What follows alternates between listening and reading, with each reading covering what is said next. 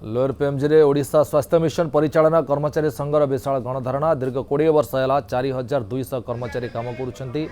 स्वास्थ्य विभाग अत्यंत जरूरीकालीन विभाग आ लोकों सेवार उत्सर्गीकृत किंतु सरकार न्याय्य दाबी नहीं बारंबार अवगत कराई भी फल मिलूना तेणु विधानसभा बजेट अधिवेशन चलता बेले निज दाबी नहीं राजरास्ता ओह्लाई ओडिशा स्वास्थ्य मिशन परिचालना कर्मचारी संघ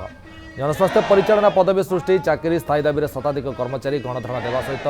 आंदोलन कर आज की यहाँ थर्ड डे चलती आज आमर ओएसएम पीकेएस आज थर्ड डे स्ट्राइक आमर तो मुख्यतः आमर दुईटा दाबी रही गोटे हूँ आमर ओएसएम पीके एनएचएम जी लोक सब कम कर कॉन्ट्रैक्चुअल विगत 20 वर्ष है से कैडर क्रिएशन करवा आ समस्त को नियमित करवा ये दुईटा दाबी नहीं कि आज आम ओल्लैचु 3 दिन है आज को थर्ड डे है आम ये हिसाब से आमर धारणा जारी रखीचु इटा है पर्यंत आम आमर स्ट्राइक टाक बलवत्तर रखिबु।